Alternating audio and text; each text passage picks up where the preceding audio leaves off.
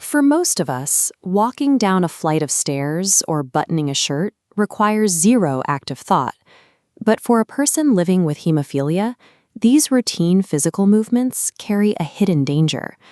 While we often associate bleeding disorders with an inability to stop bleeding from an external cut, the real threat is insidious and internal.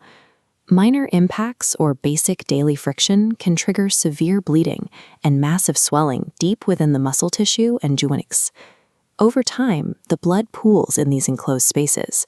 Repeated internal bleeds wear away the cartilage and bone, leading to chronic pain and permanent physical deterioration, most commonly in the elbows, knees, and ankles. The body's primary defense mechanism against minor everyday trauma is entirely broken.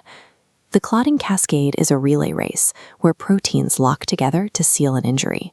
In hemophilia A, missing factor VIII stops the cascade, and the network fails. Hemophilia B yields the same outcome, but here factor IX is missing, collapsing the structure. This infographic highlights the exact prevalence of these two conditions. While their physical symptoms are identical, hemophilia A is far more common, affecting about 1 in 5,000 males, compared to 1 in 30,000 for hemophilia B.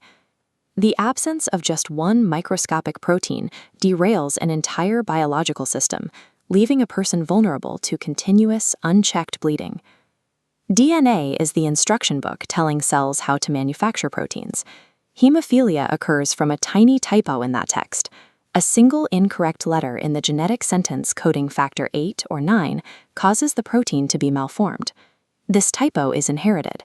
Hemophilia is an X-linked recessive disorder, meaning the affected gene is passed down on the X chromosome.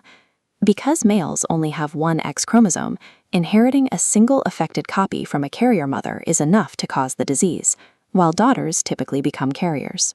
While spontaneous mutations do happen, this specific inheritance pattern is heavily documented in European royal bloodlines.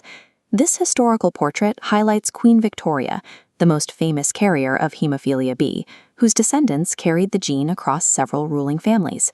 Whether inherited or spontaneous, patients are born into a lifelong reality of managing the physical fallout from this single biological typo. Standard management requires a demanding preventative treatment regimen known as prophylaxis. Patients must adhere to a strict schedule of injecting synthetic clotting factors to maintain safe levels in their blood.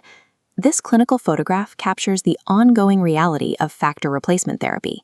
It is a constant, manual effort to replace the exact proteins the body cannot manufacture on its own. Beyond these infusions, patients rely heavily on comprehensive care. Regular physical therapy becomes a critical tool to preserve joint mobility and fight the physical deterioration caused by previous internal bleeds. Prophylaxis is highly effective at keeping patients alive and active. Yet, it remains a demanding, lifelong patch rather than a permanent fix. That is where gene therapy enters the picture. The goal is to deliver the missing genetic instructions directly into the patient's cells, using modified, hollowed-out viruses, known as vectors, which act as delivery vehicles. The first approach is AAV gene therapy, which is delivered through a one-time IV infusion targeted at the liver. You can think of it like adding a sticky note with the correct sentence to the outside of the DNA book. The new genetic sequence forms a distinct, separate loop that sits alongside the cell's main DNA strand.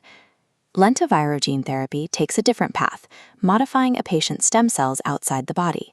This is more like randomly inserting a brand new sentence directly into the pages of the existing DNA book, splicing the new sequence right into the center of the existing DNA strand. This comparison table outlines the clinical realities of these methods. Notice the clear distinctions in how they are administered, inside versus outside the body, and exactly how they interact with cellular DNA, either remaining separate or integrating completely. Despite the different mechanics, the ultimate goal is identical, giving the body the permanent biological instructions it needs to manufacture its own clotting proteins. Pursuing these new therapies is a massive decision. It requires a complex, shared evaluation between patients and their healthcare providers. Because these are one-time treatments, patients must navigate rigorous eligibility testing, including screening for pre-existing antibodies, and commit to clinical follow-ups that can last up to 15 years. But despite the clinical hurdles, the science is shifting. Medicine is moving past simply managing symptoms to correcting the underlying genetic code, offering a future where spontaneous bleeds are no longer a daily threat. To learn more about innovative therapies and the science behind them, subscribe to Rare Disease Insights.